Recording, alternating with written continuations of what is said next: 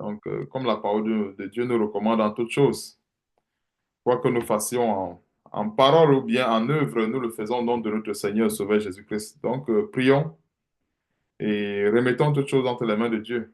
Donc, prions. Et éternel notre Dieu, nous te bénissons, nous te rendons grâce encore, Seigneur Dieu, pour ta parole, pour cette grâce ineffable que tu manifestes parmi nous. Nous voulons, Seigneur Dieu, te remercier encore, Seigneur Dieu, pour ce moment, pour le temps que tu disposes afin de nous instruire, euh, afin de nous exhorter et nous encourager dans cette marche chrétienne. Éternel Dieu, que toute la gloire et l'honneur te reviennent dans tout ce que nous faisons. Merci de préparer nos cœurs. Merci de nous aider, ô Dieu, à s'aimer sur les bonnes terres, afin que la semence ne soit pas jetée en vain. Donne-nous encore, Seigneur Dieu, de nous élever chaque jour au standard de cette parole. Et si nous avons quoi que ce soit, Seigneur, dans nos vies qui ne te glorifie pas, ou si nous avons commis un quelconque péché en journée avant de partager cette parole, je t'en supplie, Seigneur, pardonne-nous. Merci encore, Seigneur Dieu, de nous purifier par ton sang, de nous purifier, ô Seigneur Dieu, de toute forme de souillure, afin que nous recevons cette nourriture dans la crainte parfaite de ton nom. Et surtout, Seigneur Dieu, donne-nous encore, Père éternel, de persévérer dans cette crainte jusqu'à ce que tu reviennes. Sois béni, sois glorifié, éternel, pour toutes choses et surtout, c'est dans le nom puissant de notre Seigneur et Sauveur Jésus-Christ que nous t'avons ainsi prié. Amen. Amen, gloire à Dieu. Alors, nous allons partager un grand enseignement aujourd'hui sur comment s'aimer efficacement avec Dieu, comment s'aimer efficacement avec Dieu, parce que nous avons été créés pour les bonnes œuvres. Dieu nous a créés pour des bonnes œuvres, pour qu'on s'aime. Et s'aimer demande beaucoup de... En fait, il faut être... Pour s'aimer efficacement selon la parole de Dieu, il faut associer beaucoup des éléments, et notamment la crainte de Dieu. Parce que si nous s'aimons sans la crainte de Dieu, cela ne sert à rien, nous savons. En ce qui concerne s'aimer, tous les hommes s'aiment d'une manière ou d'une autre. Tous les hommes. Et c'est la chose qu'on nous a... Nous avons appris cela depuis la naissance. Je dirais même que nous avons cela dans nos gènes depuis le cordon ombilical. Parce que tout ce que nous faisons dans la vie, c'est que nous s'aimons. Nous s'aimons quelque chose qui doit quelque part produire. Que ce soit par nos comportements, que ce soit par nos agissements, les dons, les bonnes paroles, mauvaises paroles, peu importe. Tout ce que nous faisons est une forme... En fait, tout ce que nous faisons, que ce soit en bien ou en mal, mais tout ce que les hommes font, moi je vais plutôt dire, parce que nous ne sommes pas censés agir en mal, mais il voulait dire, en général, tout ce que les hommes font, c'est pour ça que je rectifie, tout ce que les hommes font, en bien ou en mal, est une forme de sémence. Ça, c'est les hommes de manière générale. Mais le chrétien en particulier est censé faire uniquement le bien, parce que le chrétien a été créé à l'image de Dieu. Le chrétien, c'est celui-là qui a Christ, qui a la lumière de Christ. Donc le chrétien est uniquement dans le domaine positif. C'est-à-dire, je sais pas si vous comprenez un peu, le chrétien est seulement dans le domaine positif, rien que positif. Donc c'est pour ça que le chrétien n'a pas le choix de s'aimer uniquement sur la bonne terre, uniquement dans les bonnes œuvres et autres. Mais par contre, les hommes, quand je parlais dans le cadre général, les hommes en général s'aiment. Hein, et comme je disais, toute action eh bien, tout ce qu'un homme peut poser comme action est une forme de sémence. Donc, que ce soit en termes de bonnes œuvres, bonnes paroles, mauvaises paroles, bonnes pensées, mauvaises pensées, peu importe, c'est toujours de la sémence. Mais nous devons nous arranger à ce que notre sémence cadre avec la crainte de Dieu, cadre avec la volonté de Dieu. Donc, c'est ça le but de cet enseignement. C'est, nous ne devons pas s'aimer comme le monde s'aime, s'aimer comme les impies s'aiment, mais nous devons s'aimer comme Dieu voudrait qu'on s'aime. Donc voilà un peu les grandes lignes de cet enseignement et ce qu'il faut retenir afin de nous purifier, parce que celui qui apporte la sémence devant Dieu, bien celui qui apporte le sacrifice devant Dieu, ce n'est pas vraiment à ce sacrifice que Dieu regarde, vous tous vous le savez, Dieu regarde beaucoup plus à l'état du cœur. C'est l'état du cœur que Dieu veut voir. Parce que un cœur souillé qui apporte un sacrifice devant Dieu, mais Dieu voit ce sacrifice comme étant souillé.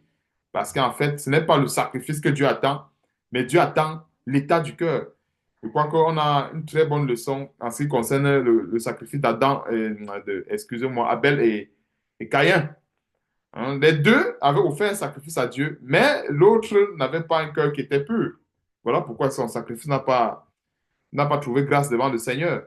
Vous voyez un peu. Et pourtant, les deux ont offert des sacrifices, mais on voit que le sacrifice d'Abel a été accueilli favorablement devant Dieu, tandis que celui de Caïn a été rejeté. Donc, le but de cet enseignement, c'est de nous pousser à de bonnes œuvres, nous exhorter à de bonnes œuvres, nous exhorter à sacrifier ou bien à mettre en terre, s'il faut dire figurativement parlant, de la bonne semence ou bien à s'aimer sur des bonnes terres. Donc, le texte de base, c'est dans Jérémie chapitre 4. Jérémie chapitre 4. Donc, comment s'aimer, le thème d'aujourd'hui, c'est comment s'aimer efficacement pour la gloire de Dieu. Israël, Jérémie chapitre 4, je vais commencer par le premier verset. Donc, je lis au nom de notre Seigneur et Sauveur Jésus-Christ. Israël, si tu reviens, et Dieu répète ça deux fois, parce qu'il y a revenir et revenir. Et quand je lisais ce verset à l'époque, je ne comprenais pas pourquoi est-ce que Dieu a répété. Il dit, si tu reviens, si tu reviens. Non, ce n'est pas, cette répétition elle n'est pas anodine. C'est pas pour rien que Dieu répète cela. Pourquoi? Il y a des gens qui font souvent semblant de revenir. Ils reviennent, mais le cœur est encore attaché aux choses du monde. Ils reviennent, mais le cœur est encore en Égypte. En fait, quand on parle de revenir, il s'agit de changer totalement, abandonner tout ce qui est en arrière et se porter vers ce qui est en avant. C'est ça, revenir en d'autres termes. Parce que revenir nécessite abandonner tout ce que Dieu n'aime pas et se tourner uniquement vers ce que Dieu aime. Et ça peut nécessiter vraiment un très grand sacrifice de notre part, de la part du chrétien surtout, de voir, de voir qu'il sera en train de perdre des fois certains intérêts, des choses qu'il a sémées depuis longtemps, mais Dieu dit, si tu reviens, donc, il y a des fois des chrétiens qui sont appelés à prendre des décisions difficiles. Et il y a beaucoup de sœurs surtout qui ont eu à tourner le dos à des relations des fois qui ne plaisaient pas à Dieu. Et ça a été des décisions difficiles. Ou un peu une femme peut-être qui a été, en fait, disons, euh, qui a eu à, comment dirais-je, à se séparer de son époux parce qu'elle a constaté qu'en fait, elle vivait dans l'adultère et qu'en fait, elle ne devait pas épouser un homme, par exemple, qui a répudié sa femme et autres, tandis que sa femme est encore vivante. En fait, il y a beaucoup de détails comme ça. Il y a certaines qui sont séparées de leur époux, et pourtant le mariage a été approuvé par les hommes, la famille, les enfants. Il n'y a pas eu de problème. Tu vois un peu, généralement, c'est facile de se séparer lorsque, par exemple, tout va mal. J'espère que vous comprenez un peu. La séparation est facile selon la chair quand tout va mal. Parce que quand tout va mal, la séparation, c'est comme normal. Mais imaginez une personne qui sort d'une relation où tout va bien, où il n'y a aucun problème, parce qu'il faut honorer la volonté de Dieu. Ça, c'est un sacrifice qui est fort. Pourquoi? Parce qu'à ce moment-là, euh, par exemple, je donne un exemple, il y a même des cas où peut-être c'est le mari qui pourvoit aux besoins de la femme, de la maison et tout et tout. La femme, en se séparant même, elle est même carrément démunie financièrement. Donc, en fait, voilà un peu comment est-ce qu'on peut revenir. Donc, ça dit, j'insiste sur le détail, si tu reviens. Et dis ça pourquoi? Parce que il y a plusieurs qui font ce que j'appelle les demi-repentances, les cas de repentance. Dieu veut une repentance totale. Et c'est pour ça qu'il insiste au premier verset. Israël, si tu reviens, encore une fois de plus, à moi, donc Dieu sait que c'est important de revenir complètement à lui. Alors, si tu reviens à moi, si tu ôtes tes abominations de devant moi, tu ne seras plus errant. Et l'errance spirituelle vient du fait que le chrétien est distrait par tout genre d'abomination tout genre de passion et autres. Parce qu'en fait, quand un chrétien est dans une situation de péché, ce péché-là amène la distraction. Ça amène ce que nous voyons ici, de l'errance. On voit, par exemple, tel chrétien, il va à gauche parce qu'il cherche la guérison. Il ne trouve pas. Le même chrétien va à droite, cherchant la même guérison. Elle ne trouve pas, ou bien il ne trouve pas, il ou elle ne trouve pas. Après, le même chrétien va devant, derrière, alors que son problème se trouve dans les abominations, qui est encore certainement dans son cœur ou dans sa maison, que ce soit la maison physique ou la maison spirituelle. Il n'y a rien de nouveau sous le soleil. Nous savons tous que si nous avons de l'interdit dans nos vies, que ce soit dans le cœur, tous nos efforts seront en fait, tout l'effort du chrétien ou tous ses efforts seront en vain. Même si c'est un chrétien qui a un bon cœur, même si c'est un chrétien qui, comment dirais-je, oui, qui a un bon cœur, qui a à cœur de faire l'œuvre de Dieu, s'il n'ôte pas devant l'Éternel les abominations, nous tous on sait que cela ne produira pas de bons résultats. Et c'est pour ça que le but de cet enseignement, c'est de nous aider à s'aimer efficacement. Et s'aimer efficacement, ça commence par là.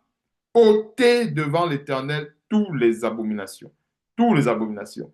Il n'est pas question qu'on note des abominations, par exemple, entre guillemets, qui sont, on va dire, on va ôter telle abomination parce qu'on trouve que, bon, on est prêt à ôter cela, ou bien c'est facile pour ôter telle abomination, mais l'autre, on le laisse. C'est pour ça que la repentance du chrétien, elle est en fait, le chrétien se repentit, se repent, excusez-moi, se repent de manière perpétuelle. Donc, ce n'est pas, le chrétien n'a pas, en fait, le chrétien ne donne pas à Dieu un sacrifice temporaire ou non, le sacrifice que nous sommes censés donner à Dieu sous la forme de la repentance, il est perpétuel. Et c'est chaque jour, chaque instant, que nous nous repentons devant Dieu, que nous ôtons de nos cœurs, de nos vies, les abominations, c'est-à-dire tout ce qui déplaît à Dieu. Verset 2. Si tu jures, l'Éternel est vivant, avec vérité, avec droiture et avec justice, alors les nations seront bénies en lui et se glorifieront en lui. Alors pourquoi est-ce que Dieu martèle sur la seconde condition? Si tu jures, l'Éternel est vivant, avec vérité. Il y a plusieurs qui jurent l'Éternel est vivant. Nous ne sommes pas les seuls à jurer l'Éternel est vivant. Mais il ne suffit pas de dire l'Éternel est vivant. Mais il faut dire l'Éternel est vivant avec vérité. Pourquoi est-ce qu'il faut la vérité là-dessus? Pourquoi? Parce que c'est la vérité, en fait, qui sanctifie nos déclarations, qui sanctifie nos paroles. C'est la vérité. Et il y a deux formes de vérité. Il y a celle-là en laquelle nous croyons et cette vérité-là que nous mettons en pratique, c'est-à-dire qui fait partie de notre vie. C'est ça, en fait, la vérité en général. C'est-à-dire que je parle de deux formes de vérité. Celle-là à laquelle nous croyons, qui est la parole de Dieu, nous croyons la parole de Dieu, c'est une vérité. Mais il y a aussi également la seconde vérité, qui est celle-là que la parole de Dieu que nous mettons en pratique, c'est-à-dire celle-là qui est dans nos cœurs. Et les deux doivent aller ensemble. Et dis ça pourquoi? Parce que la bouche ne doit pas dire Dieu est vrai, Dieu est véritable, Dieu est seul. Tandis que dans le cœur, il y a la rapine. Est-ce que vous voyez un peu? Ça ne va pas dans le même sens. Donc, jurer que l'Éternel est vivant avec vérité, avec droiture, avec justice, ça suppose que le chrétien doit être très intègre avec Dieu, que ce soit dans ses actes, que ce soit avec la parole de Dieu qu'il professe. Alors les nations seront bénies en lui et se glorifieront en lui. Et ça montre en quelque sorte le témoignage de la parole de Christ que nous sommes censés apporter au monde. Le plus nous jurons l'Éternel est vivant, c'est-à-dire nous professons la vérité de Jésus-Christ devant les nations avec beaucoup de droiture et de justice, le plus cette parole, elle apporte de la lumière à ceux ou à celles qui l'écoutent. C'est ce que veut dire ce verset. Alors, les nations seront bénies. Donc, mais il faut d'abord que celui qui s'approche de Dieu, bien celui qui prononce la parole de Dieu, elle doit vivre cette parole, ou bien elle doit s'efforcer du moins à être intègre avec cette parole. Parce que la parole de Dieu, elle est comme un feu. La parole de Dieu est aussi également un marteau, dépendamment des contextes, parce qu'en fait, la parole de Dieu prend, c'est-à-dire la parole de Dieu, en fait, elle n'a pas une forme que je dirais, elle n'a pas une forme canonique standard. Je sais pas pourquoi, si je dois employer cette expression. Qu'est-ce que je veux par là dire? J'aimerais que vous compreniez un peu ça de manière plus simple. C'est-à-dire que la parole de Dieu, d'une personne à une autre, elle n'aura pas le même impact. Voilà ce que je voulais dire. Elle n'aura pas le même impact. Je veux donner des exemples avec des cas différents. En admettant une personne qui souffre, qui est dans son intégrité, et à cause de cette intégrité, souffre des persécutions, souffre des tribulations et autres, et qu'elle reçoit la parole de Dieu, que ce soit venant d'un frère, que ce soit venant d'une sœur, peu importe, que ce soit venant, en fait, Dieu peut utiliser n'importe quelle vase pour réconforter cette personne, alors la parole de Dieu n'aura pas l'effet de ce feu-là. Je ne sais pas si on se comprend un peu. La personne, elle est intègre dans la parole de Dieu, elle vit cette parole, elle se sanctifie avec cette parole, mais elle est tribulée, elle est persécutée à fond à cause de cette parole. Alors, la parole de Dieu qu'elle va recevoir à ce moment va agir un peu comme de l'eau douce, c'est-à-dire pour adoucir son cœur, pour panser ses plaies, panser ses blessures. Pourquoi? Parce qu'il y a de l'intégrité dans le cœur, il y a de la droiture dans le cœur. Maintenant, donc, toujours la même parole de Dieu. Quand je dis la même parole de Dieu, il ne s'agit pas de dire, c'est-à-dire qu'une personne, par exemple, qui est dans l'intégrité, qui vit dans la parole de Dieu, ne doit pas normalement recevoir de la part de Dieu la même parole que celui qui vit dans le mensonge. Je ne sais pas si vous comprenez un peu. Mais c'est la même source. C'est-à-dire, à un chrétien, Dieu va dire, tiens ferme, persévère. Voilà peut-être un exemple pratique. À un chrétien, Dieu va dire, tiens ferme, persévère dans la foi, ne te décourage pas. Dieu est avec toi, ne crains rien. Dieu va t'accompagner dans cette épreuve et tu auras de la victoire. Ça, c'est pour celui qui est intègre. Maintenant, pour celui qui n'est pas intègre, toujours de la même source. C'est-à-dire, toujours venant de Dieu, Dieu ne va pas tenir le même langage. Et si vous comprenez un peu. Et c'est à ce moment que la parole de Dieu prend la forme du feu. Vous comprenez la révélation? De l'autre côté, la parole de Dieu, pour ceux chrétiens qui étaient intègres, ça avait la forme de l'eau douce. C'est-à-dire, ça vient panser les plaies, panser les blessures, les injustices et autres que la personne peut recevoir de la part du Seigneur. Mais de l'autre côté, comme il y a le péché, la parole de Dieu est à ce moment comme une épée, comme un feu, comme un marteau. Pourquoi? Parce que à ce moment, la parole de Dieu trouve des choses qui ne sont pas correctes dans le cœur. La parole de Dieu trouve des abominations.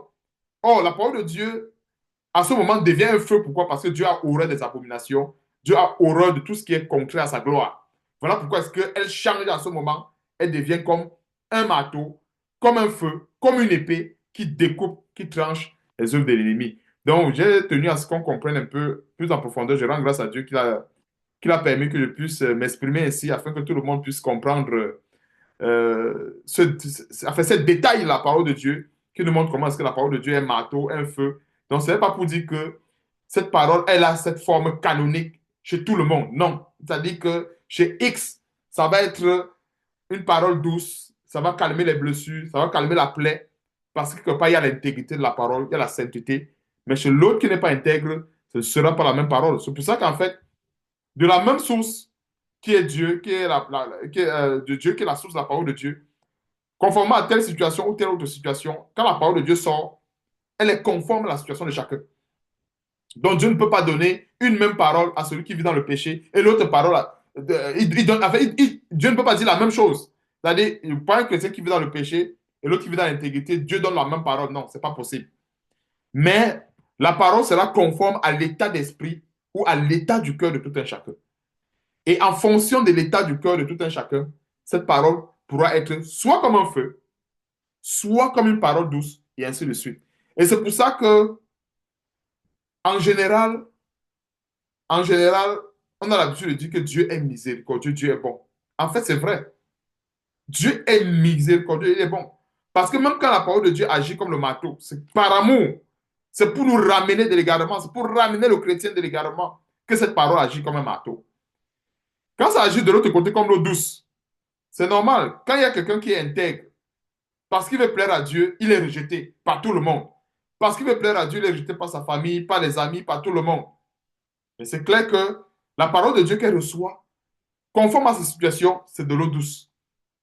Est-ce que vous comprenez un peu? Donc, celui qui a les tribulations, quand il reçoit la parole de Dieu, elle est douce. Celui qui n'en a pas, ou bien qui fuit les tribulations, quand il reçoit la parole de Dieu, non, c'est le feu.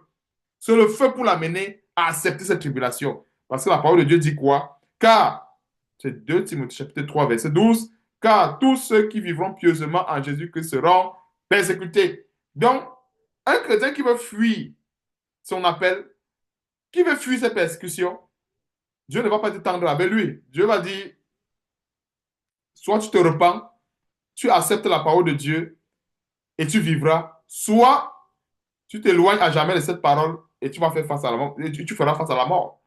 Il n'y a pas de milieu. Vous comprenez un peu, il n'y a pas de milieu. Pour devenir propre, il faut se laver. Et je me rappelle, quand je suis encore au Cameroun, je crois que vous vous souvenez encore de ce détail. Quand on partait sur au village, il faisait froid, ou bien on ne voulait pas se laver et que l'eau n'est pas assez chauffée. Imaginons, on a déposé l'eau pendant que l'eau était encore chaude, ou bien, je voulais dire tiède, pas l'eau chaude, elle était encore tiède. L'enfant s'amusait à côté, il s'amuse. Pendant qu'on s'amuse, il fait froid, donc la température ambiante influence la température de l'eau.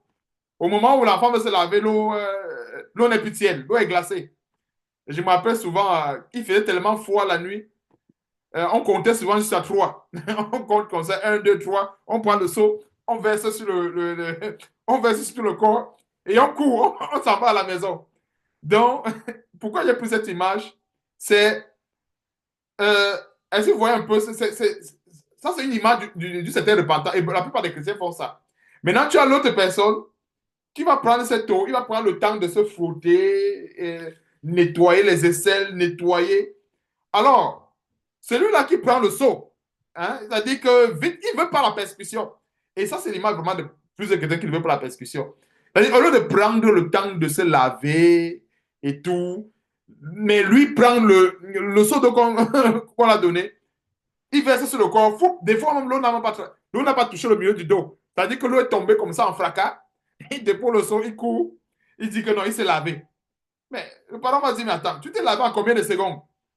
Et c'est à peine même qu'on remarque les parties du corps que l'eau n'a même pas touché.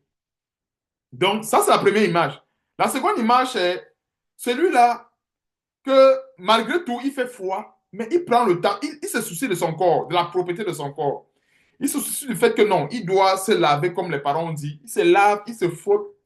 Des fois, il grelotte, mais il se frotte quand même. Il se frotte. Voilà un peu l'image, la seconde image qui est l'image d'un vrai chrétien, que malgré les épreuves, malgré la tribulation, il choisit d'endurer l'épreuve du froid, l'épreuve, oui, du froid et autres, parce il veut devenir propre. Vous comprenez un peu? Or, l'autre, c'est toujours le chrétien. Il fait froid, il verse rapidement l'eau. Des fois, l'eau n'a même pas touché tout le corps. C'est-à-dire qu'on regarde même le dos, il y a un endroit où l'eau n'est même pas passée parce qu'il a versé ça là, il est parti.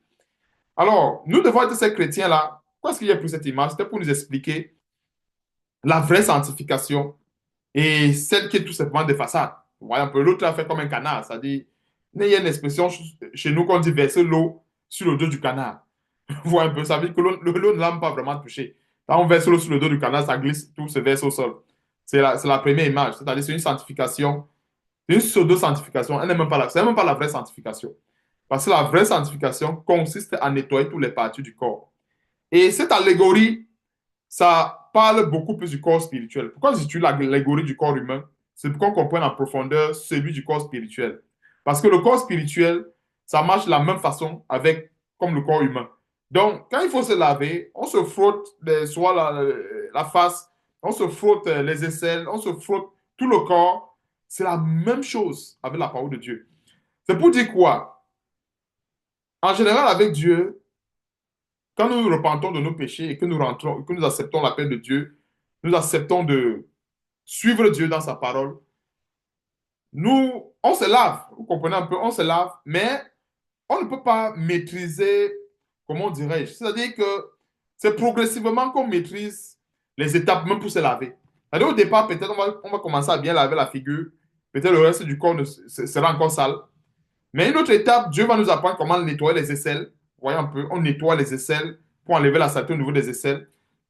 Une autre étape, Dieu va nous apprendre comment nettoyer telle chose, nettoyer telle chose, nettoyer telle chose. C'est pour ça que la sanctification, elle est progressive.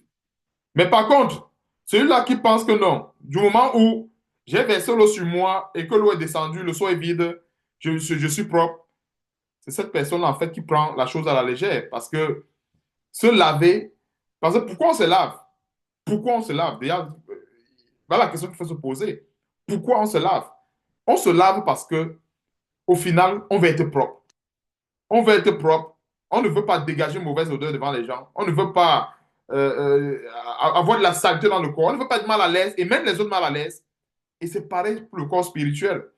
Donc, quand on se repent, c'est parce que on veut aussi également dégager un parfum de bonne odeur. Parce que le chrétien aussi également, de la même façon que sur le plan physique, celui qui ne se lave pas pendant des jours, il est devant les gens, il va sentir, il va indisposer les gens. Et lui-même, il sera indisposé. Parce que, en principe, même quand quelqu'un ne se lave pas, lui-même, son corps le sent. C'est-à-dire que si son corps lui-même le sent. Et c'est pareil même pour un chrétien. Quand un chrétien ne se sanctifie pas dans la parole de Dieu, même son corps spirituel le sent. C'est-à-dire que, et je vais rentrer dans les détails pour qu'on comprenne. Quand il dit son corps spirituel le met mal à l'aise, c'est qu'à un moment donné, il va sentir qu'il étouffe. C'est normal. Parce que ce corps spirituel a besoin de la repentance. Ce corps spirituel a besoin de la sanctification. Ce corps spirituel a besoin d'être épuré. C'est pour ça qu'à un moment donné, si le chrétien ne se sanctifie pas, même son propre corps lui sentira. Il va sentir que non, quelque chose ne va pas. Et le deuxième niveau, c'est que ce corps spirituel aussi également va dégager une mauvaise odeur aux narines des autres. Je voulais dire, devant les autres. Ça va indisposer aussi également les autres chrétiens. Donc voilà pourquoi est-ce que quand nous nous sanctifions, c'est pas seulement pour nous. Parce qu'on se sanctifie, la première étape, oui, c'est pour nous, parce on se met à l'aise. Hein, ça fait que le... Oui, on se met à l'aise, on enlève les impuretés du corps. Et de l'autre côté, quand on est avec les frères et sœurs, on dégage un parfum de bonne odeur. Vous voyez un peu. Donc, c'est pour cela que Dieu a appelé son peuple à se dépouiller, à jurer éternel vivant avec vérité, parce que les abominations, c'est ce qui pourrit le corps. Hein. Et quand je parle du corps aussi, j'utilise tout simplement le corps humain comme une figure, comme une allégorie pour expliquer qu'en fait, que le corps spirituel a besoin aussi également d'une toilette. Verset 3.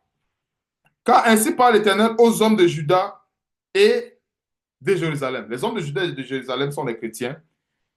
Défrichez-vous un champ nouveau et ne s'aimez pas parmi les épines.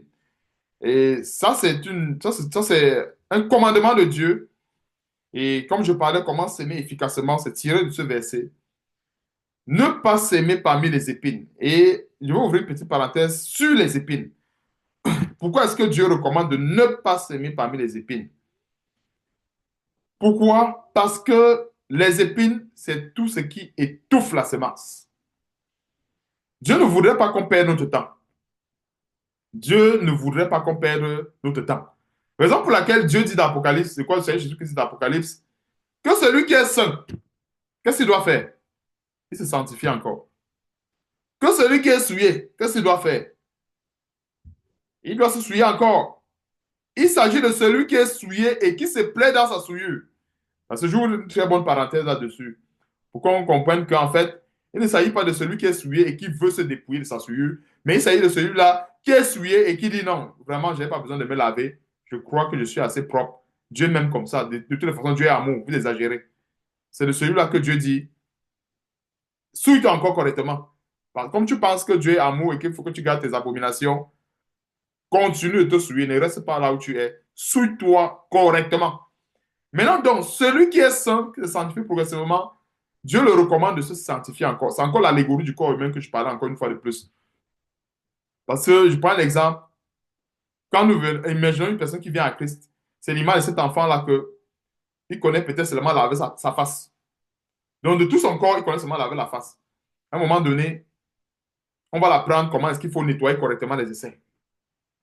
Et quand même connaît comment nettoyer correctement les aisselles, on va aussi également l'apprendre comment nettoyer d'autres parties du corps. Il y a d'ailleurs, même dans l'hygiène féminine, il y a beaucoup de femmes âgées qui apprennent à plusieurs femmes comment est-ce que les femmes doivent, surtout justement quand elles commencent à devenir femmes, les mamans, elles vont apprendre les enfants Voici comment est-ce que tu dois nettoyer ton corps. Voici comment est-ce que tu dois te nettoyer pour être propre et tout et tout. Parce que Dieu a fait des choses à telle enseigne que sur le plan de la femme a un appareil assez complexe. C'est pas comme celui de l'homme. Donc, il y a une certaine hygiène appropriée aux femmes. Donc, il y a des femmes qui vont dire, OK, ma fille, tu sais, voilà, tu es une femme, voilà, tu vois, ainsi de suite. Donc, c'est pour dire que tout ça, c'est tout l'image de la sanctification. Donc, c'est pour dire qu'à un moment donné, on a besoin de recevoir des instructions pour se purifier, pour se sanctifier continuellement. Et ça nécessite quoi? Qu'on ne sème pas parmi les épines. Et c'est tout ce qu'on a vu en haut, c'est-à-dire ôter les abominations, vivre dans la justice, vivre dans l'intégrité de la parole de Dieu, avoir le mal en horreur et tout ça, ça c'est ôter tous les épines. Parce qu'en fait, les épines, ça étouffe la semence, comme le dit la parabole du sémeur. Et l'autre caractéristique de l'épine aussi également, c'est que tant que l'épine est là, on ne va que tourner. En fait, le chrétien va tourner en rond. Vous voyez un peu, le chrétien va tourner en rond et, et le chrétien perdra tout simplement son temps. Donc voilà pourquoi est-ce que Dieu qui ne voudrait pas qu'on perde notre temps nous recommande de ne pas s'aimer parmi les épines. Parce que ce qui importe pour Dieu, ce n'est pas le sacrifice, mais c'est l'état du cœur. Et le cœur du chrétien est comme une terre. Et je crois qu'il y a un enseignement que j'ai eu à donner par la grâce de Dieu, je ne sais plus quel enseignement, où le Seigneur nous révélait qu'en fait, que nous sommes des terres. Le cœur du chrétien est comme une terre. Donc, nous sommes des terres, en réalité. Alors, en tant que terre, nous devons être fertiles pour Dieu. En tant que terre, nous sommes appelés à recevoir la parole de Dieu, qui est en même temps l'image figurative de l'eau. Nous sommes censés recevoir la parole de Dieu, qui est la lumière. Et j'aime très bien cette allégorie de l'agriculture. Et quand nous voyons un peu, ou ceux qui font l'agriculture vont très bien comprendre ceci. Quand nous mettons la graine en terre et quand nous mettons la graine en terre, bien que la graine soit sur une bonne terre, dès qu'on a mis la graine en terre, on ne se tourne pas et on s'en va. Comprenez un peu, on ne se tourne pas, on s'en va, on attend les fruits. Non. On a mis la graine en terre. Qu'est-ce qu'il faut faire? Il faut l'arroser. Et moi, je me rappelle quand il faisait la culture de la tomate ici, je crois qu'il y a des instructions telles que, bon, il faut l'exposer au soleil. Les plantes aiment le soleil. Et c'est là où je me rends compte que, waouh, Dieu, Dieu nous prêche sa parole dans tous les sens, quoi. Et la parole de Dieu nous compare même à ces plantes-là. C'est-à-dire que l'homme est comme l'herbe et toute sa gloire comme la fleur de l'herbe. Quoi qu'il y ait un verset qui le dit, je ne me rappelle plus. Nous sommes comme cette herbe-là et toute la gloire, tout ce qu'on peut avoir est comme la fleur de l'herbe. C'est-à-dire que ça finit par tomber un jour. Mais sauf que la parole de Dieu subsiste éternellement. Alors, pour dire quoi? Figurativement parlant, nous sommes non seulement des terres, mais aussi également de l'autre côté des plantes. Parce que même le Seigneur Jésus-Christ, il donnait cette parole que tout arbre que mon Père n'a pas planté sera déraciné. J'essaie de paraphraser rapidement le verset. Je connais plus exactement le verset, mais en fait, tout arbre que mon Père n'a pas planté sera déraciné. Pour dire en fait que nous sommes des plantes. En même temps que nous sommes des plantes, nous sommes aussi également des terres. Maintenant, nous restons dans le contexte des terres. Alors, dans le contexte de la terre, c'est quoi?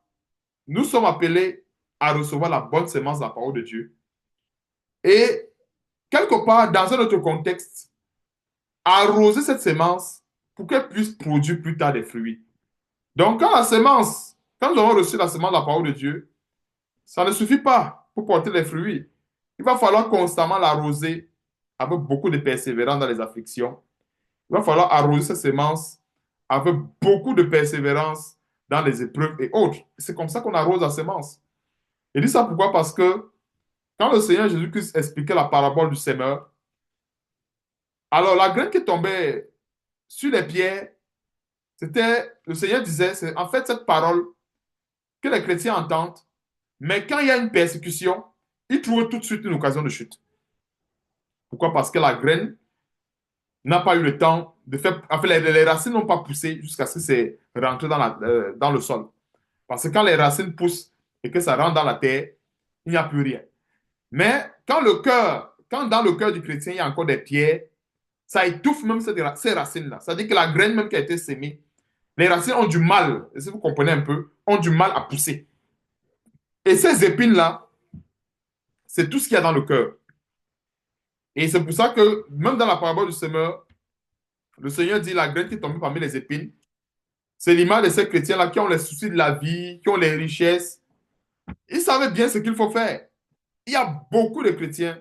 Je crois qu'il y a ce verset d'Ecclésiaste, Ecclésiaste chapitre 3. Euh, allons un peu dans Ecclésiaste chapitre 3. Je vais vous faire, j'aimerais qu'on voit un détail avant de revenir dans le texte principal. Ecclésiaste chapitre 3, s'il vous plaît. Ecclésiaste chapitre 3. On voit un grand détail et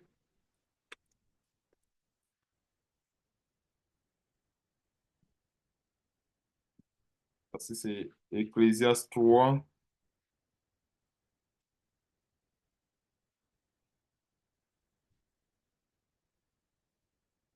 verset 11.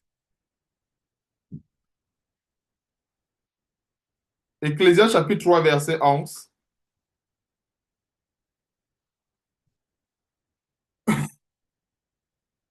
Il est écrit,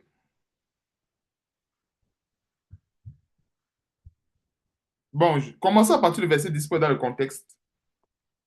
J'ai vu à quelle occupation Dieu soumet les fils de l'homme. J'ai vu à quelle occupation Dieu soumet les fils de l'homme. Il fait, il s'agit de Dieu, toutes choses bonnes à son temps. Même, il l'a mis dans le cœur, dans leur cœur, autant pour moi, donc, dans leur cœur, dans le cœur de l'homme, c'est Dieu ici, la pensée de l'éternité, bien que l'homme ne puisse pas saisir l'œuvre que Dieu fait du commencement jusqu'à la fin. Alors, pourquoi est-ce que j'ai ouvert cette parenthèse? C'est parce que Dieu met dans la pensée de tout homme. C'est-à-dire qu'il met cette pensée de l'éternité. Donc, c'est pour dire qu'il n'y a pas quelqu'un qui va arriver devant Dieu et dire, bon, je ne savais pas qu'en fait, qu'à un moment donné de ma vie, je devais me convertir. Je ne savais pas qu'à un moment donné de ma vie, je devais faire telle chose ou telle autre chose. En réalité, je crois que Dieu met dans le cœur des hommes cette pensée de l'éternité, afin qu'avec cette pensée, l'homme puisse chercher Dieu. Est-ce que vous comprenez un peu? C'est-à-dire, Dieu a créé l'homme avec pour but final de retourner à lui. Voilà pourquoi est-ce que l'homme a été créé. Si, si en fait nous avons été créés hommes tels que nous sommes, nous n'avons pas été créés comme des vers de terre ou comme des girafes ou comme des chimpanzés autres, c'est parce que le but final, c'est de retourner à Dieu. Et retourner à Dieu, c'est parce que Dieu a laissé dans le cœur de l'homme, dans la pensée de l'homme, ce détail. Dieu a mis, il a mis dans leur cœur la pensée. Donc, cette pensée-là est dans le cœur de l'homme. Donc, toute personne qui vit à un moment de sa vie, il y a cette pensée qui va monter dans le cœur. Mais le problème, c'est que les soucis de la vie, les fausses doctrines, les faux pasteurs et autres, tout ce qu'il y a de faux dans ce monde, des fois, ça vient étouffer cette pensée. Et c'est ce que j'ai compris de ce verset. C'est qu'à un moment donné de la vie de l'homme, l'homme sait qu'il faut chercher Dieu. Et il n'y a pas un seul homme qui le nie. Et des fois, comme je disais tantôt, l'entourage, les soucis de la vie et tout font que les hommes, des fois, sont séduits dans une mauvaise voie. Mais il y a des gens que, en allant sur cette voie-là, ils savaient qu'ils cherchaient Dieu. Ils ne savaient pas qu'ils étaient en train de se noyer. Ils savaient qu'ils cherchaient Dieu. Mais ça avait cette pensée-là de l'éternité qui se sont dirigés, bien sûr, vers la mauvaise voie. Ce n'est pas parce que Dieu a mis dans le cœur de l'homme la pensée de l'éternité qui se dirige forcément vers la vraie voie tout de suite. Non, c'est faux. Dieu a mis cette pensée pour que l'homme puisse chercher Dieu. Mais il y a des gens qui ont la grâce, qui en cherchant Dieu sont tombés directement dans la vérité. Mais d'autres n'ont pas eu cette grâce. Il y a plusieurs qui n'ont pas eu cette grâce. Ils cherchaient Dieu, ils sont tombés dans les mains de... il y a quasiment des chrétiens qui sont allés de faux pasteurs en faux pasteurs. Il y en a plusieurs. En cherchant Dieu, elle est tombée dans les mains d'un faux pasteur. Le premier, elle est sortie de là, car elle a constaté que non, c'était un faux pasteur. Il abusait des fidèles, des dîmes et autres. Elle a trouvé un autre. Elle dit que c'est tellement celui-ci est sérieux. un autre loue encore. Après, elle ressort. Il y a plusieurs, il y a d'autres qui ont fait ça. Il y a plusieurs qui ont cherché Dieu en tâtonnant. Mais ce que je sais de Dieu, et je rends grâce à Dieu pour ça, parce que Dieu est juste, celui qui cherche véritablement Dieu finit par le trouver. Finira par le trouver. Ça peut mettre 10 ans, 20 ans, 30 ans, ce n'est pas grave. Si la personne garde cette pensée dans le cœur, elle finira par trouver Dieu, tôt ou tard. Et c'est pour cela que nous continuons à jeter la sémence. Parce qu'on se dit, il y a beaucoup de Timothée, il y a beaucoup de personnes qui ont cette pensée dans le cœur, mais qui n'ont pas encore reçu le discernement qu'il faut pour pouvoir sortir de ces prisons. Vous comprenez un peu. Et en général, comme le Seigneur Jésus-Christ disait, mes brebis entendent ma voix et elles me suivent. En général, il y a une différence entre ceux qui ont conservé cette pensée dans le cœur, toujours d'aller vers Dieu et autres, et une différence vers ceux qui étouffent même la voix de Dieu. C'est-à-dire, il y a des gens qui vont se dire, mais pourquoi est-ce que je vais aller vers Dieu quand tout le monde se tourne vers le mal? Ce que je vous dis, ça c'est ce que les hommes, certains hommes se disent. Hein. Il y a d'autres quand la pensée vient, parce que Dieu parle à tout homme. C'est-à-dire que ce ne sont pas des girafes ou des autres, Dieu parle à tout homme. L'homme a été créé à l'image de la gloire de Dieu. C'est pour dire que l'homme, peu importe son état, il a une petite lumière, aussi maigre que cela peut être. Cette lumière est dans l'homme. Et à travers cette lumière, Dieu peut parler à un moment donné. En disant à telle personne, tu ne vois pas que tu souffres. Tu passes ton temps à aller de marabout en marabout, tu n'as pas de solution. Est-ce qu'il n'est pas temps de me chercher? Par exemple, Dieu parle de plusieurs façons. Et c'est à ce moment, certainement, que la personne va dire, hey, c'est la voix de Dieu qui me parle. Qu'est-ce qu'il faut que je fasse? Je dois faire comment? Et ainsi de suite. Et comme je parlais toujours de la pensée d'éternité, il y a des gens qui ont reçu qui ont cette pensée dans le cœur, mais qu'on a réussi à séduire par le fait qu'en disant, OK, c'est vrai, il faut servir Dieu et tout, mais tu ne peux pas être juste. Hein. Il n'y a aucun homme d'ailleurs qui est juste. Et c'est écrit dans la parole de Dieu. Hein. Et ce verset qui est écrit, ce n'est pas pour encourager les hommes dans l'injustice. Et ça a été tellement déformé. Hein. Je ne sais pas si... faut retrouver, je crois que c'est dans Romains. L'apôtre Paul disait que nul n'est juste, personne ne cherche Dieu, car il est écrit, tous ont péché et sont privés de la gloire de Dieu. Ici, l'apôtre Paul fait un peu l'historique de l'œuvre de Jésus-Christ notre Seigneur, en disant qu'en fait, que le salut ne dépend pas de l'homme, parce que tous ont péché et sont privés de la gloire de Dieu. Ce n'est pas maintenant pour dire que le référentiel de l'homme, maintenant, c'est l'injustice. Parce que plusieurs comprennent mal ce verset. Plusieurs comprennent mal ce verset en croyant que le référentiel du chrétien maintenant, c'est l'injustice. Et d'autres vont se dire, OK, si la Bible dit qu'il n'y a point de juste, moi qui suis-je? Pourquoi est-ce que je dois me sanctifier pour devenir juste? Ou bien pour être juste devant Dieu s'il est écrit qu'il n'y a point de juste? Oh, ce n'est pas ce que ça veut dire. C'est clair que devant notre Seigneur Jésus-Christ, nous ne sommes pas justes. Ça, il ne faut pas se mentir, c'est clair, c'est la vérité. Devant notre Seigneur Jésus-Christ, nous ne sommes pas justes. Mais, ça ne veut pas pour autant dire que nous n'avons pas été appelés à la justice, à vivre dans la justice de Dieu. Nous avons été appelés à cela. Donc, ça doit rester et demeurer notre référentiel à nous tous. Et dans cette justice, chacun ne doit pas avoir son référentiel qui lui est propre. Et je sais pourquoi est-ce que je mentionne ce détail de référentiel. Et je ne sais pas comment je vais schématiser, mais j'ai cela dans mon esprit. Parce qu'il y a des chrétiens qui pensent que chacun doit concevoir son référentiel à un moment donné. Et c'est dangereux, c'est la séduction. Nous ne sommes pas là, ça dit que nous ne sommes pas là pour avoir, ça dit, je prends l'exemple, nous sommes par exemple 6 ici, réunis. Nous ne devons pas avoir 6 référentiels dans la foi. Nous avons un seul référentiel. Pourquoi est-ce que je parle de cela? Parce que il y a des gens qui pensent que, OK, bon, mon référentiel, ça doit être tel verset. Et si je suis à ce niveau, pour moi, j'ai atteint la perfection. L'autre va dire, OK, mon référentiel, c'est tel verset que je tords, que je sais très bien tordre. Si je suis à ce niveau, voilà, j'ai atteint la perfection. Et ça fait que dans une assemblée, on retrouve des chrétiens avec plusieurs référentiels. Et la conséquence, c'est quoi?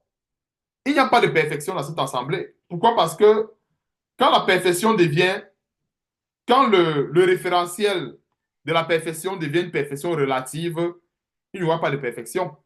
Donc, c'est pour dire que si tel se limite à tel niveau de renouvellement de l'intelligence, on va dire, OK, de toutes les façons, elle n'a pas besoin d'aspirer à ce qui est meilleur. Comme l'apôtre Paul a dit, aspirer aux dons qui sont meilleurs. Donc, même si un chrétien a tel don ou tel autre don, il ne doit pas dire que je suis arrivé. Il doit toujours aspirer à ce qui est meilleur. Et c'est pour ça que nous sommes là. C'est le référentiel de tout le monde. Mais ça ne veut pas dire que nous sommes forcément à ce niveau. Non. Mais nous devons l'avoir pour référentiel. C'est très important. Parce que en ayant des référentiels différents, c'est comme ça que la fausse doctrine s'installe. C'est pour ça que la Bible dit dans Éphésiens chapitre 2, verset 20, que quoi? Nous bâtissons sur le fondement des apôtres et des prophètes, Jésus-Christ lui-même étant la pierre angulaire, pour dire que nous tous, on se place sur le même référentiel, bien que n'ayant pas le même niveau, mais nous tendons tous vers la perfection. C'est en fait ce qu'il faut retenir. C'est que c'est pas parce qu'on n'a pas tous le même niveau que maintenant, il faut déplacer le référentiel. C'est-à-dire chacun dit, OK, c'est trop haut pour moi, il faut que je déplace le référentiel à mon niveau. Non. C'est à nous de nous élever au niveau de la parole de Dieu. Et nous ne devons pas rabaisser cette parole à notre niveau. Donc ça, c'est un détail, une parenthèse que j'ouvrais, parce qu'il y a plusieurs qui sont là. Ah, nous sommes serviteurs de Dieu. Oh, si tel fait ceci, ce n'est pas grave.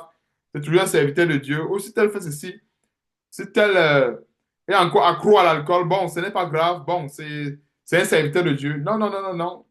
Nous devons avoir des référentiels identiques. Et en ayant des référentiels identiques, nous tous, on peut marcher ensemble d'un même pas, ayant les mêmes sentiments qu'étaient en Jésus-Christ et aspirer tous à la perfection. Tout ça, ça fait partie des épines. Et l'épine, elle est dangereuse. Non seulement elle étouffe la graine, mais elle est tellement dangereuse. Tu vois, ce sont ces péchés-là que les gens ne veulent pas se dépouiller. Ça devient une épine.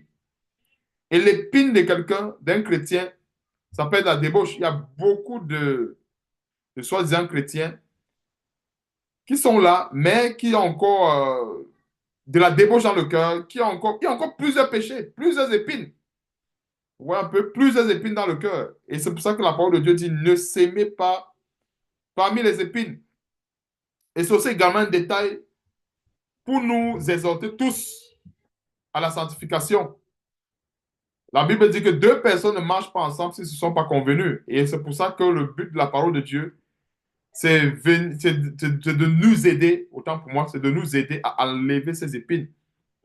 Parce que à quoi servirait d'avoir passé tout ce temps si la finalité, ça ne donne rien? Vous comprenez un peu? Ça aurait été mieux que, bon, que chacun aille se vautrer à ses occupations, que chacun aille faire ce qu'il veut, au lieu de sacrifier un temps, sacrifier le temps, tout le temps, et que le résultat ne donne rien. Parce qu'en fait, quand on se rassemble, comme la parole de Dieu le dit, c'est pour devenir meilleur. Ouais, un peu, c'est pas pour devenir pire, c'est pour devenir meilleur. Donc, nous devons, pour s'aimer efficacement, nous devons identifier autant pour moi ces épines et les enlever. C'est encore mieux de passer des heures et des heures à enlever des épines que de s'impatienter en disant, OK, ça va me passer. Je prends l'exemple. J'ai une journée de 8 heures de temps. Mais euh, à la cinquième heure, je suis toujours en train d'enlever les épines. Ce n'est pas grave. Même si ça va me prendre une semaine, ça prendra une semaine pour enlever les épines. Il faut que tout soit enlevé. Faut pas être pressé. Même si ça va prendre 2 ans pour enlever les épines, enlevons les épines. Pourquoi? Parce que quand il n'y aura plus d'épines sur le terrain, quand on va lancer la semence, le jour que la semence va germer, ça va nous étonner. On va même oublier tout le temps qu'on passait pour arracher les épines. Et des fois, c'est ça. Et j'ai déjà fait un constat, et je ne sais pas si vous avez fait ce constat. Un travail qu'on a très bien préparé d'avance. Je dis bien un travail qu'on a bien préparé, un projet qu'on a bien mûri d'avance. C'est c'est rare que ce genre de projet échoue. Et ça, parce que se comprend un peu. Je parle d'un projet. Je ne parle pas d'un projet que à peine l'idée est venue dans la tête, 5 secondes, on était sur le plan de réalisation. Non. Je parle d'un projet qui a été mûri longtemps à l'avance. Et même le Seigneur Jésus-Christ le dit. Avant de commencer à bâtir une maison, il faut commencer à évaluer. Est-ce que je vais pouvoir entamer la fondation jusqu'à finir tout? Pourquoi? Parce que quand le chantier est lancé, il ne faut pas que l'argent finisse au niveau où on met le toit. Il n'y a même plus. En fait, l'argent ne suffit plus pour mettre des tôles. Qu'est-ce qui va se passer? Les pluies torrentielles vont s'abattre sur la maison, peut-être arracher les tôles et détruire même tous les murs qu'on aura fait. Vous voyez un peu les conséquences. J'utilise cette image et c'est la même chose sur le plan spirituel. Avant de commencer une œuvre, on évalue. Est-ce que j'ai toutes les informations? Est-ce que j'ai évalué tous les détails, tous les pièges et j'ai vu que, OK, je peux m'engager dans le projet? Si j'ai tout évalué et que j'ai trouvé que, OK, je peux m'engager, j'ai des ressources suffisantes pour mener à bien le projet, alors, go. Vous voyez un peu. Mais l'évaluation d'abord. Est-ce que j'ai bien évalué le projet? Est-ce que j'ai bien évalué le terrain? Moi, quand on veut construire une maison, ce n'est pas pour rien qu'il y a la fonction de géomètre et géomètre topographe qui vient sonder le sol. Ce n'est pas pour rien. C'est pour aider le maître d'œuvre ou bien le maître d'ouvrage à une certaine planification. Parce que le maître d'œuvre, tout comme le maître d'ouvrage, a besoin de tous les détails pour dire, OK, si tu veux tel projet, voilà ce que ça va te coûter. Si tu veux tel projet, voilà ce que ça va te coûter. Mais on sonde d'abord le sol, on fait telle mesure, on borne le terrain, on regarde c'est quel sol, ainsi de suite. On fait un devis. Et là, maintenant, on dit, OK, est-ce que j'ai les moyens pour accomplir ce projet? Si j'ai les moyens, OK, je m'en vais. Si je n'ai pas les moyens, je me retire. C'est pareil avec la parole de Dieu. Quand il faut s'aimer sur une terre, on arrive sur le terrain, on observe la terre. Est-ce qu'il y a des épines sur ce sol? Avant, ça, c'est avant de lancer la semence. C'est-à-dire qu'on ne lance pas avant d'enlever l'épine. Je ne sais pas si on se comprend un peu. On ne lance pas la semence et on enlève l'épine par après. Non. On enlève d'abord l'épine et ensuite on lance la semence. C'est-à-dire, on évalue le terrain. Est-ce qu'il y a des épines? S'il y a des épines, on les enlève un par un. Peu importe le temps que ça va prendre, on les enlève et maintenant, ensuite, on lance la semence. Et c'est clair que en faisant cela, il n'y a rien qui va empêcher la plante de germer. C'est clair. Il n'y a rien. Parce que la plupart des choses que l'ennemi réussit à détruire, c'est parce que ces règles n'ont pas été observées. Et Satan est malicieux. Satan connaît la parole de Dieu. Une entreprise qui a commencé avec Dieu ou avec les principes de la parole de Dieu, Satan ne peut pas renverser cette entreprise-là. Que ce soit sur le plan spirituel, que ce soit sur le plan du travail. Une personne qui a commencé avec Dieu, qui a fondé une entreprise avec l'œuvre de Dieu, Satan ne peut pas renverser cela. Satan peut tout simplement renverser une entreprise qui a été fondée tout simplement avec des penchants charnels ou avec des penchants avec les pensées de corruption et les pensées de concurrence et autres. Satan peut renverser ça. Si quelqu'un veut bâtir l'œuvre de Dieu avec l'approbation de Dieu et que Dieu donne son OK, Satan ne pourra pas renverser cela. Donc, verset 4, circoncisez-vous pour l'Éternel. Encore un détail, quand on se circoncis, ce n'est pas pour l'homme. Ce n'est pas pour un frère qu'on se circoncis. Ce n'est pas pour faire plaisir à qui que ce soit. On se circoncis pour Dieu. On ne se fait pas circoncis parce qu'on veut plaire à qui que ce soit. Quelqu'un va pas aller se faire baptiser peut-être parce qu'il veut plaire à ses parents, il ne veut pas être différent des autres, par exemple. Circoncisez vos cœurs, hommes de Juda et habitants de Jérusalem, de peur que ma colère n'éclate comme un feu. et ne s'enflamme sans qu'on ne puisse l'éteindre à cause de la méchanceté de vos actions. Donc, je vais m'arrêter ici pour cet enseignement et pour résumer rapidement, nous avons vu Dieu nous a enseigné sur les détails qu'il faut observer pour s'aimer efficacement, notamment enlever les épines sur le terrain, parce que s'aimer, c'est quelque chose c'est une tâche importante. Nous ne devons pas faire cela à la légère. Raison pour laquelle Dieu nous a donné le discernement de la parole de Dieu pour observer les détails, pour observer les épines, les enlever avant de lancer la semence en terre. Nous avons la responsabilité de s'aimer, mais nous ne devons pas le faire avec la légère ou avec négligence. C'est un cultivateur qui va s'aimer au milieu des épines, ça veut dire qu'il est négligent. Ouais, un peu. Et ça veut dire que lui-même ne tient pas ce que, en fait, lui-même, il ne se soucie pas du fait que la graine sera étouffée plus tard. Parce que quand on veut mener à bien un projet, on ne pense pas seulement à l'instant T, hein. C'est la finalité qui nous permet d'élaborer des techniques. C'est la finalité. Alors, si je veux un produit fini, parfait, alors la fondation, moi j'insiste toujours sur la fondation. Même dans une maison, tout est dans la fondation. Et c'est la partie qui est la plus, entre guillemets, si je dois me permettre l'expression, c'est la partie qui n'est pas... En fait, quand il faut toucher la fondation d'une maison, c'est, elle est très coûteuse. Vous voyez un peu, elle est vraiment coûteuse. Mais imaginez une personne qui a construit une maison R+12 et qui a les problèmes à partir du cinquième niveau et qu'on se rend compte après les études du sol qu'il y a tel matériau qui n'a pas été bien dosé au niveau de la fondation. Vous comprenez ce que ça veut dire? R+12. Et les problèmes commencent à apparaître au cinquième niveau. On constate que les murs commencent à fissurer et ça fissure en montant. Après les études géotechniques et autres, on se rend compte que au niveau de la fondation, le nombre de poteaux n'a pas été respecté. Au niveau de la fondation, euh, la qualité des matériaux qu'il fallait mettre au sol, on a mis peut-être du matériel qu'il ne fallait pas. Il fallait mettre peut-être les fers de 12, on a mis les fers de 6. Et voilà qu'au cinquième niveau, la maison commence à se fissurer. La solution, ça va pas être de boucher les fissures, hein, et comme je vous dis. C'est pas ça. La solution, ça va être de mettre toute la maison au sol. On va mettre toute la maison au sol. Imaginons R+12.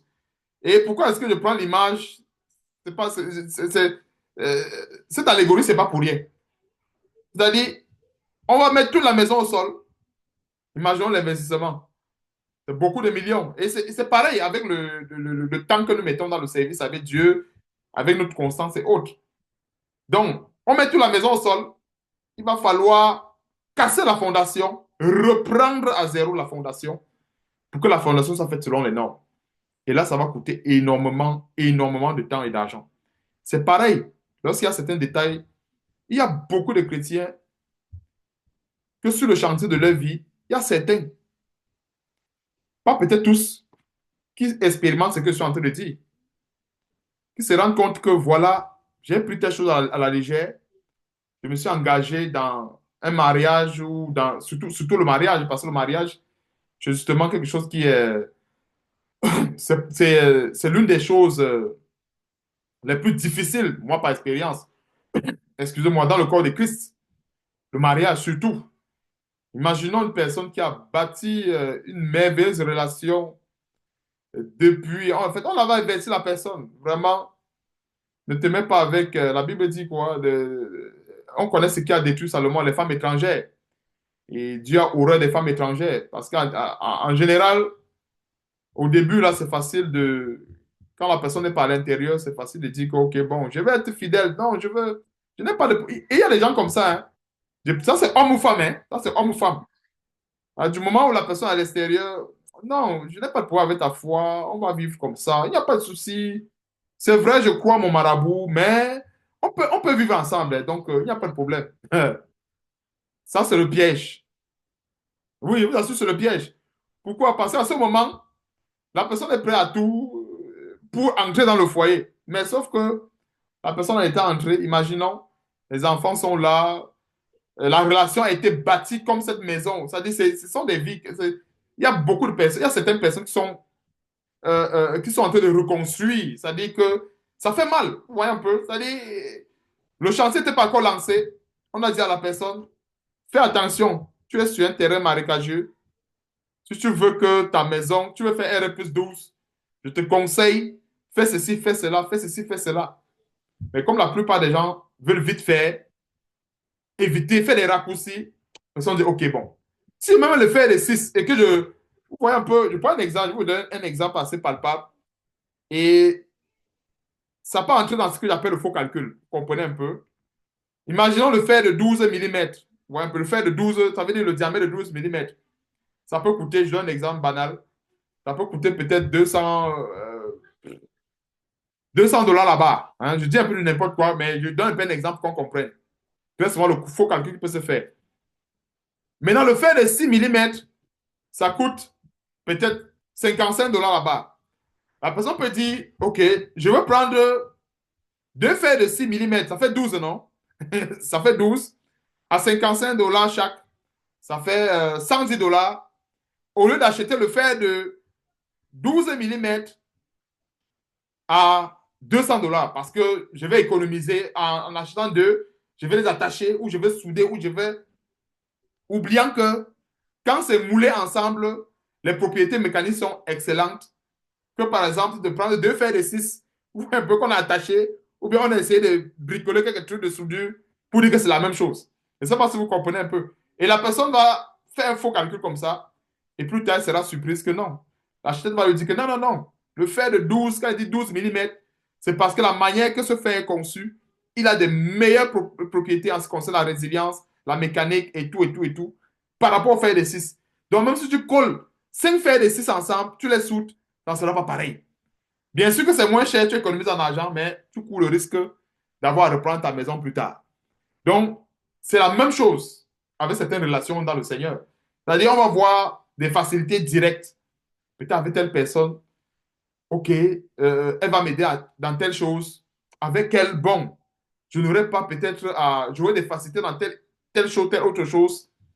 Mais sur le plan spirituel, il y a un autre esprit que, en fait, qui va se lever plus tard pour détruire la maison que la personne va construire. Et elle ne voit pas ça sur le coup. Parce que la personne dit, OK, de toutes les façons, moi, ça ne me dérange pas. Je suis musulmane, mais on peut vivre ensemble. J'ai fait ma prière dans la chambre gauche, dans la chambre A. Tu vas faire ta prière dans la chambre droite. Ou bien, on va prier ensemble, il n'y a pas de problème. Mon cœur sera attaché à un truc musulman et toi, tu seras chrétien. On va vivre ensemble. Ça, c'est faux. Parce que tôt ou tard, il pourra avoir des problèmes. Et en général, c'est pourquoi est-ce que c'est un danger? Et c'est ici que je vais terminer. Pourquoi est-ce que c'est un danger? C'est parce que nous avons ce commandement de Dieu de ne pas s'allier avec des femmes étrangères. Parce que nous avons ce commandement de Dieu. Mais par contre, il peut y avoir une personne que, par le passé, il a fait cette erreur, ne connaissant pas Dieu, je précise bien, ne connaissant pas Dieu, et que même plus tard, la musulmane a été convertie. Donc, ce n'est pas le même cas. C'est pour ça que des fois, on ne peut pas tromper Dieu. Hein. Ça dit que le chrétien peut seulement se tromper, mais il ne peut pas tromper Dieu. Donc, celui qui a commis une erreur, il a épousé une musulmane et que plus tard il est devenu chrétien, lui maintenant, il a ce commandement, il veut jouer avec, il veut jouer des deux côtés. Il dit, OK, je connais une musulmane là qui s'est transformée, donc je pense qu'elle aussi va se transformer comme moi. Ton cas n'est pas comme pour elle, comme pour ce monsieur. Ou bien, non, c'est pas pareil. Quand il épousait la musulmane, il ne connaissait pas Dieu. Donc, il a connu Dieu chemin faisant et il a eu la grâce que la musulmane s'est convertie et la musulmane l'a suivi. Ils ont bâti la maison ensemble.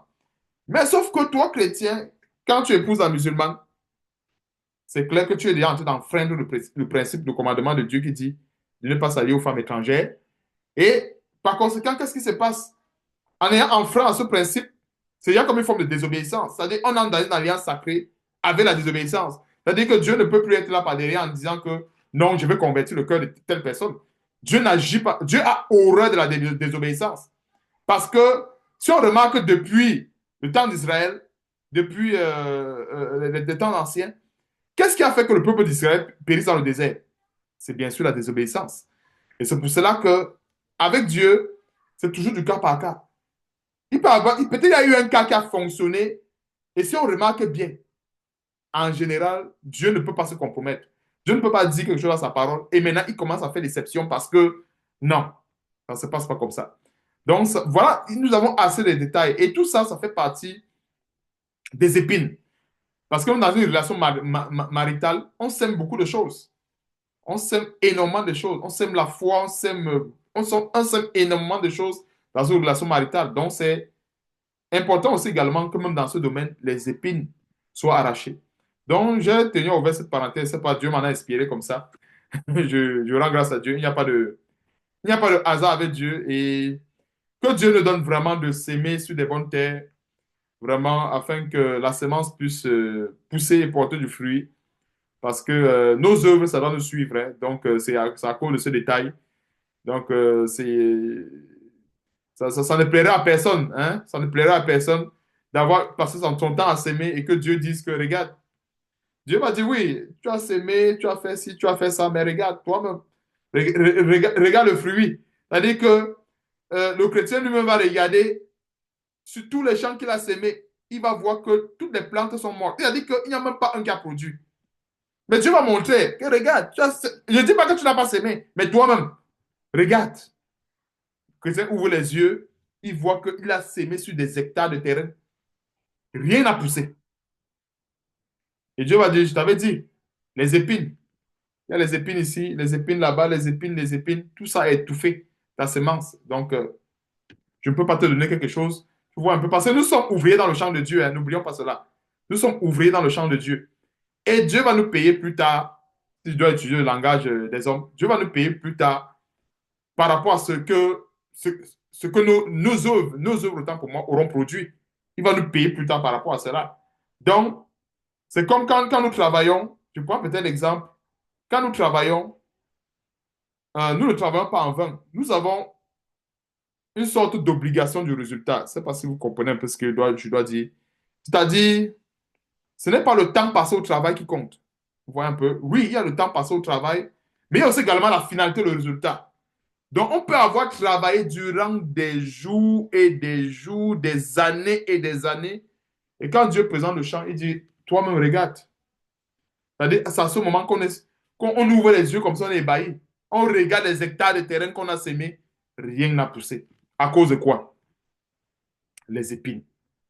C'est pas pour rien que quand la parole de Dieu nous demande de rechercher la sanctification, sans laquelle personne ne verra Dieu, c'est parce que justement, c'est vraiment la clé. C'est la clé de l'œuvre de Dieu. En fait, c'est la clé, il n'y a pas une autre clé. Et dans cette sanctification, nous avons cette repentance que nous devons observer chaque jour et avec beaucoup de rigueur, afin que quoi que nous sémons pour Dieu, ça puisse produire du fruit plus tard. Donc, que Dieu soit loué, que Dieu soit loué pour cette parole. Vraiment, que Dieu nous donne de mettre cela en pratique afin que nos progrès soient évidents et que toute la gloire revienne à Dieu et à notre Seigneur et Sauveur Jésus-Christ. Donc, que Dieu soit loué. S'il te plaît, Laurent, donne-nous un mot de prière et on se verra, plaise à Dieu par sa grâce la semaine prochaine, si Dieu le veut. Nous prions. Amen. Ô Père, merci encore Dieu Tout-Puissant pour ton assemblée réunie ce soir. Merci Père pour ta merveilleuse parole qui nous encourage, Seigneur, qui nous édifie, qui nous fortifie, éternel notre Dieu, et par laquelle nous nous sanctifions dans Église. Tu nous rappelles encore ce soir de sonder nos cœurs et d'enlever tout ce qui n'était pas agréable, d'enlever toutes les idoles, éternel notre Dieu, d'arracher toutes les épines. Oh Dieu, donne-nous de travailler à cela sans relâche, Seigneur, de persévérer, éternel notre Dieu. Donne-nous, Père, de travailler, Seigneur, à porter des fruits dignes de la repentance, afin que, Père, ton nom soit glorifié, éternel notre Dieu, par les bonnes œuvres que nous pourrions faire, Seigneur. Merci encore, Père, pour tout ce que tu fais pour nous. Merci, Dieu de gloire, pour la foi, Merci Seigneur pour l'amour, pour la vérité qui chaque jour grandit dans nos cœurs. Merci Seigneur pour la santé spirituelle, la santé physique des uns et des autres. Donne-nous Seigneur de demeurer dans ton amour éternel, notre Dieu. Préserve-nous Père, nous t'en supplions de tout mal. Que ton nom, Père, que ton nom soit béni, que ton nom soit glorifié, éternel notre Dieu. Et accorde-nous, si telle est ta volonté, de nous retrouver encore la semaine prochaine, Seigneur, pour écouter, Père, ce que tu auras prévu pour nous. C'est au nom merveilleux de Jésus-Christ, notre Seigneur Sauveur, que nous t'avons prié. Amen. Amen, amen, amen, gloire à Dieu. OK, mes chers frères et sœurs, on va se dire plaise à Dieu la semaine prochaine, si nous sommes encore en vie, ou si notre Seigneur Jésus-Christ n'est pas encore revenu. Donc, portez-vous bien par la grâce de Dieu. Passez une bonne Bye. semaine. Merci, bonne soirée, bye bye. Allez, Bye. bye.